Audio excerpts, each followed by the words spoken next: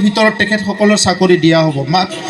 SIU আহি পোৱাৰ পৰা 1 মাহ, আজি যদি আহে, আজি হ'ল ফেব্ৰুৱাৰীৰ 7 তাৰিখ, মাৰ্চৰ 7 তাৰিখৰ ভিতৰত এপইণ্টমেণ্ট পাব। যদি 10 তাৰিখত আহে, মাৰ্চৰ 10 তাৰিখৰ ভিতৰত এপইণ্টমেণ্ট পাব। SIU আহি পোৱাৰ মাত্ৰ 1 মাহ ৰাখিম, তাৰপিছত এপইণ্টমেণ্ট পাব। এই মাৰ্চ মাহৰ ভিতৰত আমি PGT টিচাৰবিলাকৰ কাৰণে পষ্ট গ্ৰেজুৱেট টিচাৰৰ যিটো ইণ্টাৰভিউ লোৱা হৈছে, এইটো কমপ্লিট কৰি এপইণ্টমেণ্ট ডিষ্ট্ৰিবিউশ্যন কৰিম। গ্ৰেজুৱেট টিচাৰসকলৰ ইণ্টাৰভিউ হৈ গ'ল, আৰু এটা ফেজ আছে, সেইটো কমপ্লিট কৰি মাৰ্চ মাহৰ ভিতৰত সকলোকে এপইণ্টমেণ্ট দিয়া হ'ব।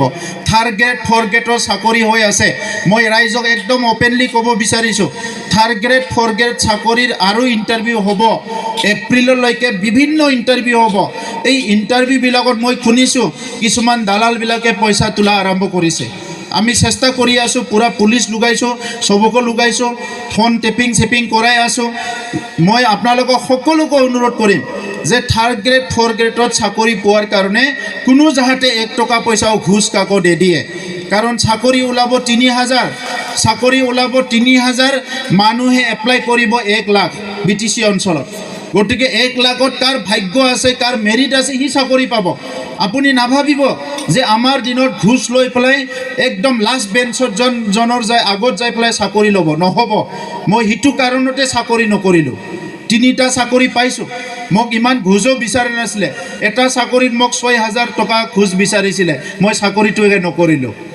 2টা চাকৰিটোতো এপইণ্টমেণ্ট পাইছিলোঁ, কিন্তু মই নগ'লোঁ, মানে ডিফেন্সৰ চাকৰি, ঘৰত কোনো নাই। এতিয়া মই কমপ্লিট বস্তুটো একদম 100% ষ্টাডি কৰি চাই আছোঁ।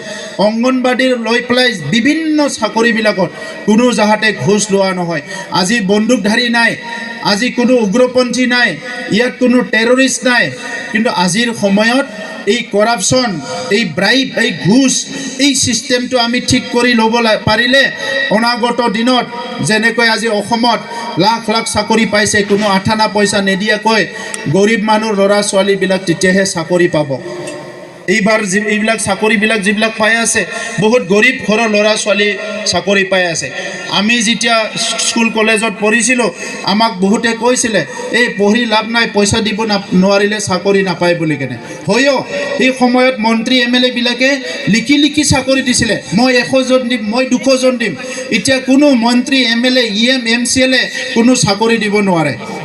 সি মেৰিটত পাছ কৰিব, সি লগে লগে চাকৰি পাব। যোৱাবাৰ যেতিয়া মাষ্টৰৰ চাকৰি ওলাল, মোক অভিভাৱকবিলাকে আহি কৈছে যে ছাৰ লাগিলে পইচা দিম, যেনেকৈ নহওক চাকৰিটো কৰি দিয়ক।